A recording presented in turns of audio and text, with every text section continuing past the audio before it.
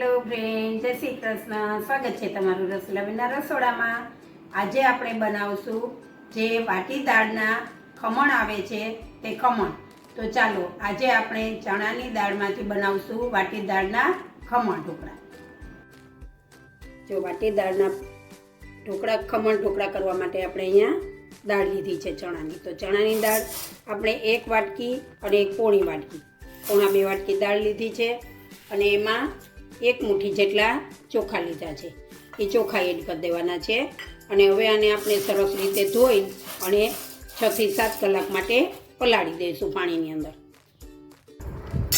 જો આપણે જે ચણાની દાળ 5-6 કલાક પહેલાં પલાળી હતી એ સરસ પલળી ગઈ છે અને એને આપણે આમ દબાવીએ એટલે એકદમ આ રીતે ચેબાઈ જવી જોઈએ. જો હવે આને આપણે પીસી લઈશું.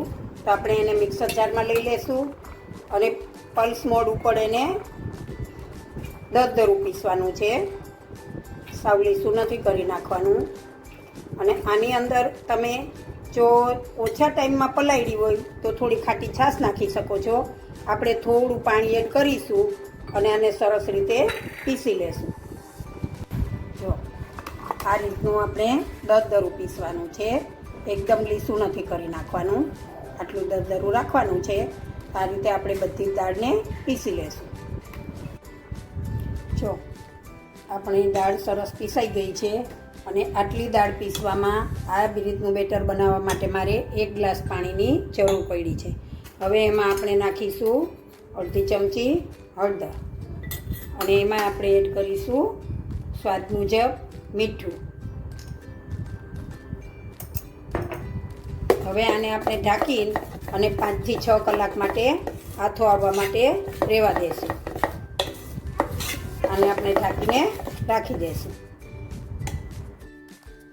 વાટી દાળના ખમણ બનાવવા માટે આપણે જે પીસીને મૂકેલી હતી દાળને, એનો આથો સરસ આવી ગયો છે. જુઓ, તમે જોઈ શકો છો એકદમ ફ્લફી થઈ ગયો છે. અને હવે એમાં આપણે થોડું લીંબુના ફૂલ ઉમેરીશું. લીંબુના ફૂલ ઉમેરીશું ને એનાથી આપણને ટેસ્ટ ખૂબ જ સરસ આવશે અને ઢોકળા એકદમ પોલા થશે. હવે એમાં આપણે થોડા સમારેલા મરચાં એડ કરીશું અને એને હલાવી લઈશું. હવે આ બેટરને આપણે 15 થી 20 મિનિટ સુધી રહેવા દઈશું ઢાંકીને. અને આથો સરસ પાછો ખુલી જશે પછી આપણે એને ખમણ ઢોકળા બનાવીશું. જો આપણે લીંબુના ફૂલ અને મરચાં નાખીને મૂક્યા હતા, એને 10 થી 15 મિનિટ થઈ ગઈ છે. હવે એમાં આપણે થોડો સોડા ઉમેરીશું, જેને આપણે સોડા બાય કાર્બ કહીએ છીએ. હવે આને એકદમ સરસ રીતે એક જ ડાયરેક્શનમાં સરસ હલાવી અને મસ્ત પોચું જો મીંડું ને ફૂલવા એકદમ પોચા સરસ થઈ જાય આ બેટર આપણું, એટલે તરત જ આપણે એને થાળીમાં નાખી દઈશું.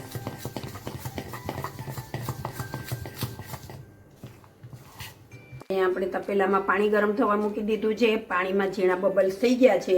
હવે જે આપણે આ ડીશમાં બેટર એડ કર્યું હતું એ ડીશ આપણે આ રીતે ધીમે રહી અને તપેલામાં મૂકી દઈશું અને પછી એને ઢાંકી દઈશું.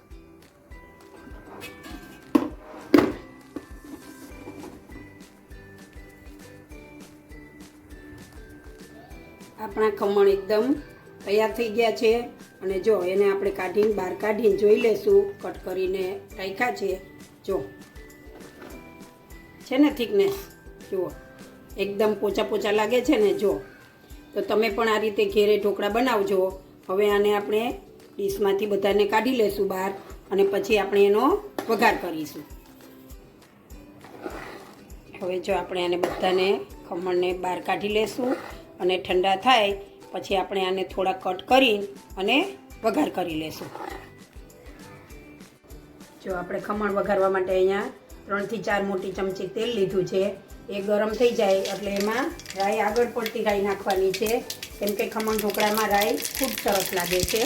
હવે એમાં આપણે નાખીશું લીમડાના પાન અને એમાં આપણે એડ કરીશું સમારેલા મરચાં.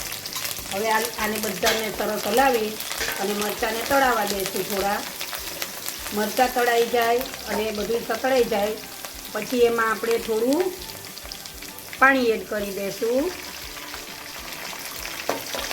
અડધા ગ્લાસથી ઓછું. હવે આને આપણે ઉકળવા દઈશું. હવે આપણું પાણી ઉકળવા માંડ્યું છે. હવે એમાં આપણે 2 ચમચી ખાંડ એડ કરીશું. હવે ખાંડને સરસ પાણી બધું ઉકળી જાય અને ખાંડ ઓગળી જાય ત્યાં સુધી આપણે એને સરસ રીતે હલાવી અને મિક્સ કરી લઈશું. જો આપણું વઘારનું પાણી સરસ ઉકળી ગયું છે. હવે એમાં આપણે અડધી ચમચી જેટલું લાલ મરચું એડ કરીશું.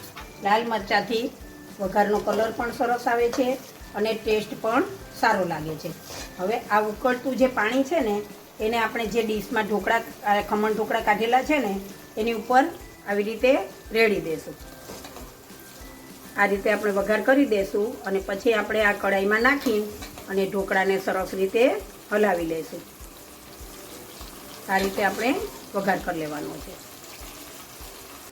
આપણે ખમણ ઢોકળાની ઉપર આ રીતે વઘાર રેડી દીધો છે.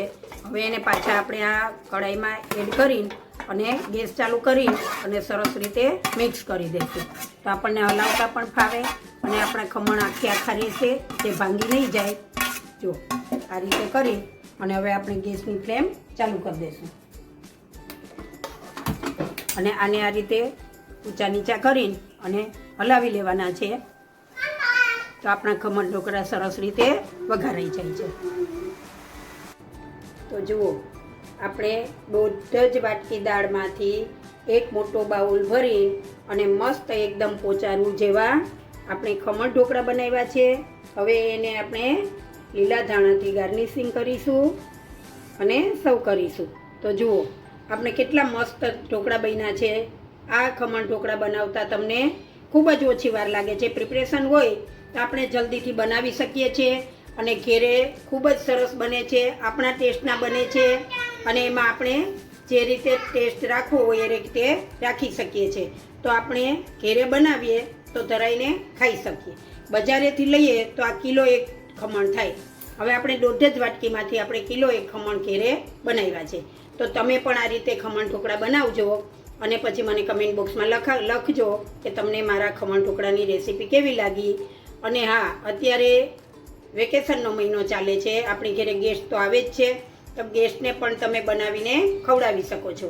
અને જો તમને મારી આ રેસીપી ગમી હોય તો મારા વિડીયોને લાઈક કરો, શેર કરો અને મારી ચેનલને સબસ્ક્રાઈબ કરો.